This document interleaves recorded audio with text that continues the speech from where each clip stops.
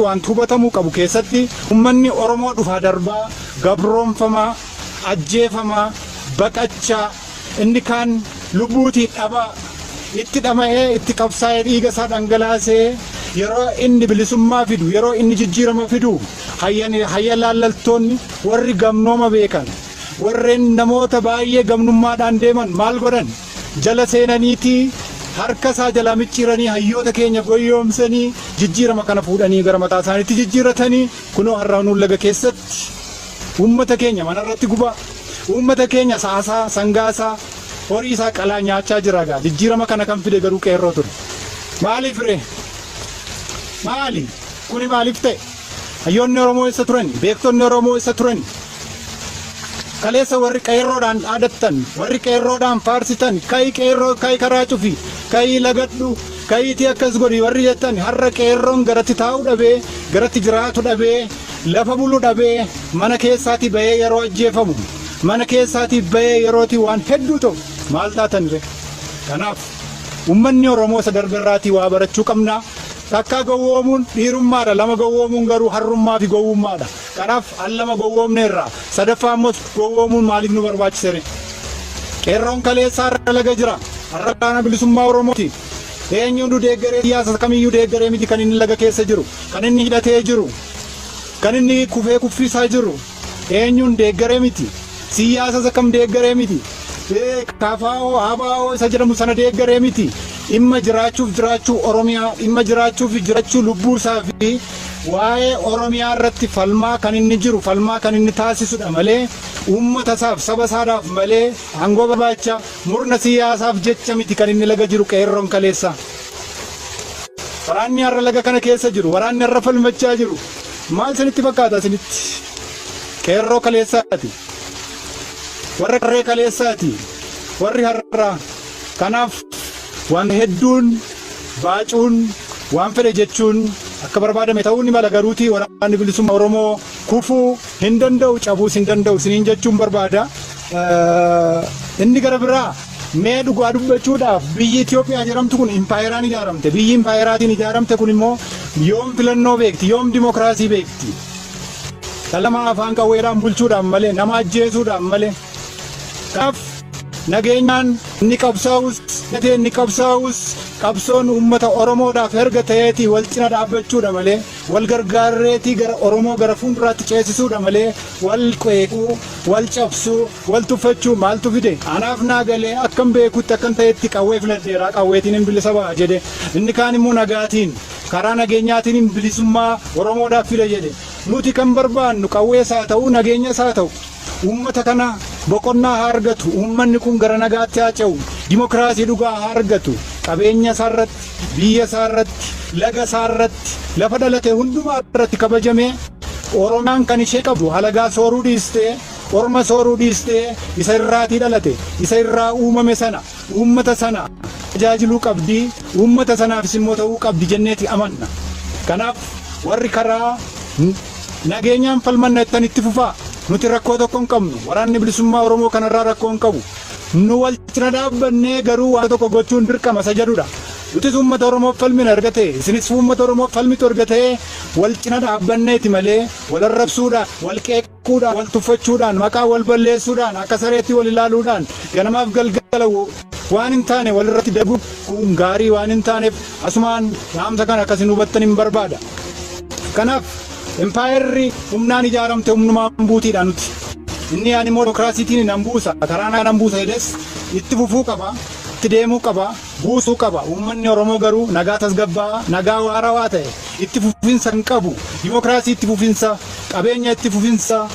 qabeenya isaarratti akka jiraatu taasisuutu nurra jira jennee amanna waan ta'eef sustainable democracy sustainable development uummata kanaaf argamuu qaba jenneeti yaadna isa kanadha kanaaf egaa wantoonni amma ilaaluu qabnu qubee jenereeshiniin kun siyaasa kamiyyuu bakka bu'eeti kan inni dhaabatee jiru qubee jenereeshiniin nagaa waan dhabeef jireenya isaa waan boora'eef lafa jiraatu waan dhabeef nama isaatiif birmatu waan dhabeef gara bosonaatti gale PP'n har'a mootummaan hattuun kun uummata Oromoo nagaadhaan gadi baastee kan isheen ajjeestu qeerroo kan isheen ajjeestu, qarree kan isheen ajjeestu, jaarsa jaarstii otoo hin jedhiin kan mana irratti gubdu, qeerroo kana miti kan jijjiirama fide. Qeerroo kaleessaa kana miti kan jijjiirama fide. Waraana bilisummaa Oromoo inni har'aa, innis namoonni tokko tokko qeeqxan, namoonni tokko tokko tuffattan, qeerroo kaleessaa kan biyyatti sin galchedha. Kaan keessan kan biyyatti galuu hin dandeenye. Kaan keessan immoo gara biyyaatti fuullee kan hin dandeenye. Qeerroon qarreen dhiiga sangalaasee lafee isaatti cabsee biyya isin turtan irraa, lafa isin turtan irraa, biyya ormaarraatii gara biyyaatti galtanii akkasiin uummata keessan cina dhaabbattaniif gatii guddaa kaffale, dhiiga hedduu dhangalaase. Har'a garuu qeerroo kanaaf eenyu birmachaa jira? Kanaaf egaa qeerroon kun immoo kan isaaf filate waraana bilisummaa Oromoo gara lagaatti seenuudhaaf filate.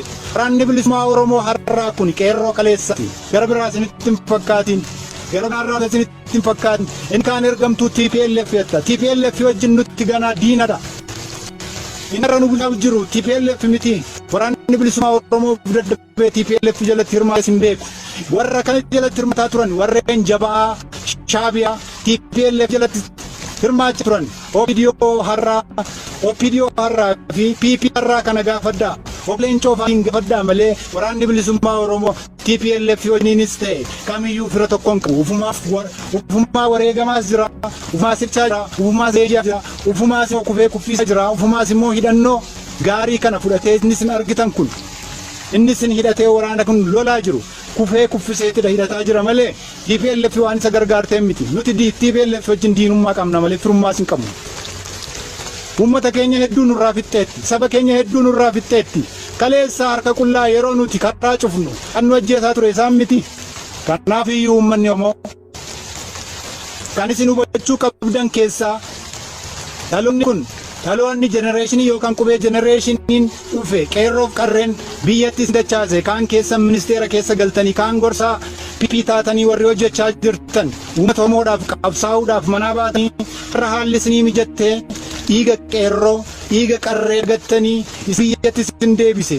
Isa nagee isa biyyatti isin deebise biyya keessatti galtanii akkasiin jiraatan isin ta'e kaan keessa ministeera taatanii kaan keessan immoo ufumaatii lamatti cabsitanii gullallee keessatti kaan mana hidhaatti nambitan kaan immoo dhaqxaniitii maal taatanii jala TP jala jilseentaniitii uummata Oromoo dararaa jirtu, uummata Oromoo ajjeesaa jirtu. Oromoo yoom nagaa argate kaleessa qabsoo Oromoodhaaf Eertiriyaa galtan miti. Na dhaggeeffadhaa warri ministeera keessa jirtan, na dhaggeeffadhaa warri waliin turre wal beekna waan ta'eef. Kaleessa warra ministeera Oromoon gaaffiinsa deebi'ee fi uummanni Oromoo tasgabbaa'ee jira. Uummanni Oromoo kan kaleessa gaafachaa ture har'a deebi'ee fi jira. Uummanni Oromoo biyya isaa irratti naadhaan jiraachaa jira. Qeerroof qarreen jiraachaa jira. Mee waraana bilisummaa Oromootu kana gochaa jira. Waraanni bilisummaa Oromoo kunoo annan jira. Finfinnee jirra kunoo. Finfinnee keessa jirra. Kunoo fagoo miti Finfinnee jirra. Maaliif nun barbaanne mootummichi? Kunoo Finfinnee keessa jirra miti. Godina addaa Finfinnee jirra kunoo. Maaliif nun barbaanne ree mootummichi? Maaliif gara keenya dhufne ree? Uummata Oromoo duuguudhaaf, uummata Oromoo balleessuudhaaf, uummata Oromoo ajjeesee jiilsuudhaaf malee waraana bilisummaa Oromoo barbaacha miti. Nama hidhatedha. Innis nama hidhatedha. Maaf dhufee nan barbaanne? Bilisummaa guutuutiin kunoo Finfinnee naannoon Finfinnee jiraannetti dubbachaa irra. Qabsoonetti dhiignee lafee keenyatti cabsinee tas geenye. Maaliif isa Beegiitti dhaadata? Maaliif isa Booranaatti dhaadata? Maaliif isa Arsiitti isa Baaleetti dhaadata? Kunoo gidduu gala jirra miti. Kunoo Finfinnee jala jirra. Baay'ee fagoo miti. Bakka keenya himuun nun barbaachisu. Ni arganniyyuu ni beeka. Dhuu danda'a. Uummata Oromoo wanta tokko isiniif himna dhaggeeffatoota keenya adaraa keessan lolli amma uummata Oromoo irratti banamee jiru uummata Oromoo balleessu uummata Oromoo fixuudha malee waraana bilisummaa Oromoo fixuu isinitti hin fakkaatin. Kanaan dura sirra daddaballee himaa turre. Kanaan dura sirra deebinee isinitti himaa turre. Waraanni bilisummaa Oromoo yoomiyyuu kan du'u yoomiyyuu kan badu hin se'ina. Maaliif tooftaa inni kaleessa keessa darbee sana kan darbera waa barateera. Bara chaartararraatii waa barateera. Jijjiirama qeerroon fideera waa barateera. Waa hedduu qaba of keessaati. Kanaaf waraanni bilisummaa Oromoo gowwaa kaleessaa miti. Iddootii dhufe beekaa, eessa akka jiru beekaa, garamitti akka deemus aggaammii isaa waan beekuuf bilcheessee warreen waraana bilisummaa Oromootti qabattanii uummata keenyas kan ficcisiisaa jiru isinidha. Warreen nuun jettan namoonni tokko tokko yaada dogongoraa qabattanii nuu miti. Nuu nama hidhatedha. Waraanichi mootummaa, humni mootummaa ergamtuun warreen sirna kana tiksitu dhuftee nu gaafachuu ni dandeessi turte. Kunoo ni jirra. Kaleessa eessa galanii nuun jedhu, Sudaan galanii nuun jedhu.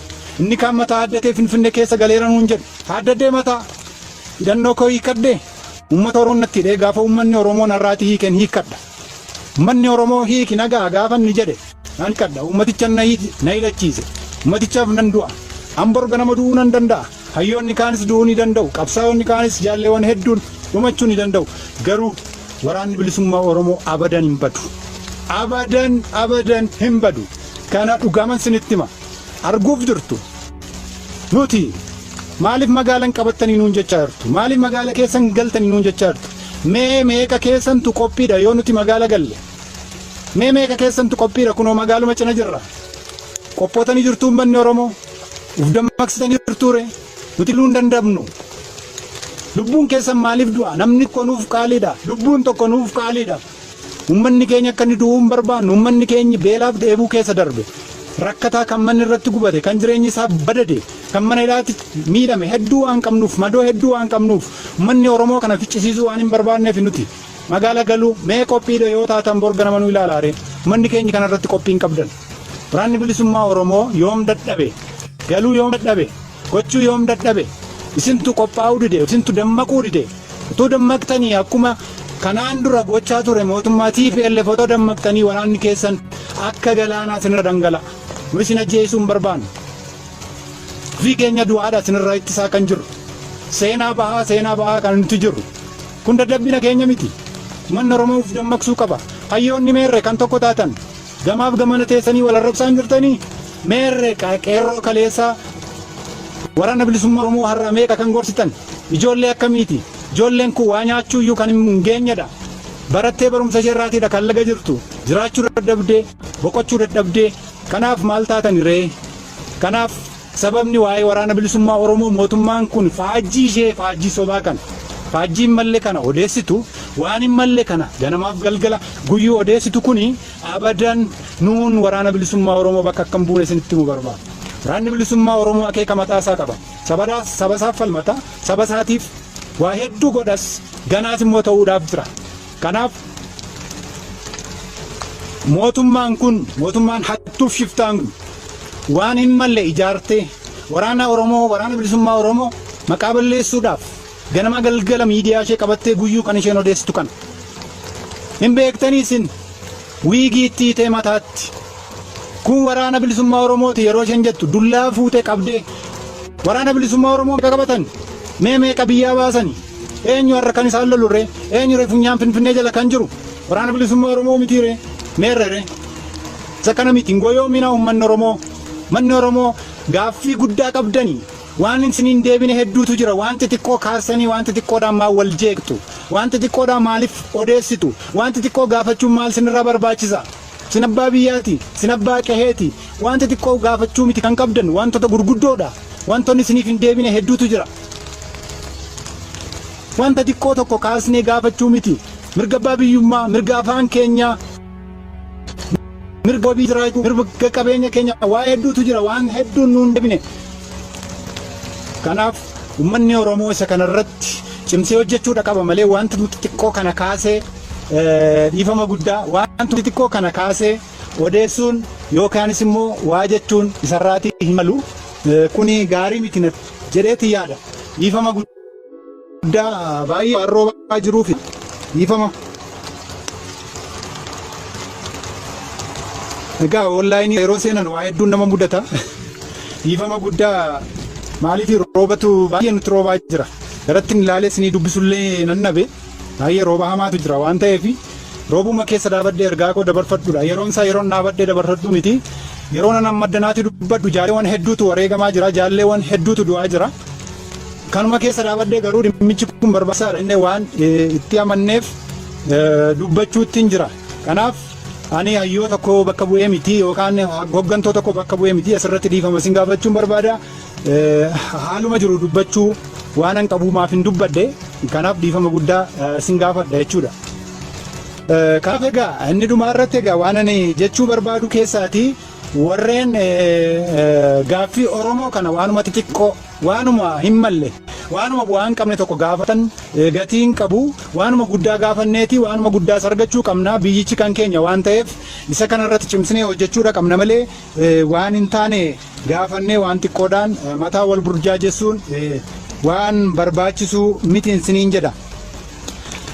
Egaa wanta asirratti dubbachuu barbaadu inni tokko keessaa namoonni baay'ee jechuu si barbaadu mootummaan kun mootummaa Oromooti mootummaan kun ijoollee abbaa gadaati jechaa jirtan.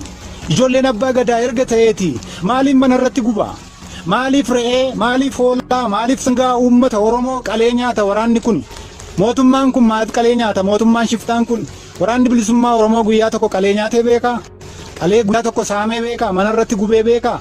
Maaliif ijoollee abbaa gadaa jettan? Ijoollee abbaa gadaa miti kuni. Ijoolleen abbaa gadaa kanayyuu hin qabani. Ijoolleen abbaa gadaa otoo ta'eeti guddifannaa haala gaayyuu ni guddisa. Saba isaa gadi cireen ajjeesu. Mee uummata Oromoo kanatti bara TPLF fudhadhaa. Bara PP kanas fudhadhaa. Bara duraan bara Dargiis fudhadhaa. Bara Haayile Sillaasee illee mee fudhadhaa. Oromoon akka amma salphatee beeka. Oromoon akka amma gabroome beeka. Oromoon akka har'a du'e kana du'ee beeka. Maaliif callisamanni kun? Ilaaluu qabna kanarratti hubachuu qabna uummanni Oromoo maaliif callisna? Uummanni keenyatu dhumaa jira. Kuni siyaasa isaanii fida. Kuni uummata Oromoo lafarraa duguugee jenoosaayidii fiduudha malee waraana bilisummaa Oromoo kana balleessuuf lafarraa duguuguuf miti. Waraana bilisummaa Oromoo otoo ajjeesuu danda'e otoo fixuu danda'eeti maaliif hanga Finfinneetti dhufare? Uummanni Oromoo kanarratti dammaquu qaba. Hin ta'u jechuu qaba. Dura dhaabbachuu qaba. Nuti iddoo meeqa galuu hin dandeenyu. Waraanni kun yoo ilaa dhuguma isinitti himani. Waraanni kun mee ilaalame baadiyaa Oromiyaa keessa mootummaan magaalaa isa kan bulchiti magaalarra malee. Baadiyaa keessa manni yaalaa jira. Manni barumsaa jira. Ijoolleen barumsa argatanii waggaa 3 waggaa 4 hin taane. Waraanni kun qawweedhaan baateeti barsiisaa jira. Namoota mana yaalaatiin immoo wallaanaa jira. Argaa jirtani sooshaal miidiyaa irratti suura ijoollee, suura jaalleewwanii yeroo isaan barsiisan, yeroo isaan haadholii, abboolii deeggarsa singootan irraatiin marfee laachaa jiran quba qabdu. Waraanni kun hojii manaa guddaa qaba. Waraanni bilisummaa Oromoo loluma afaan qawwee qofa miti. Inni kaan hin lola. Inni kaan immoo hin barsiisa ijoollee. Inni kaan immoo namoota rakkatan, namoota dhibaman.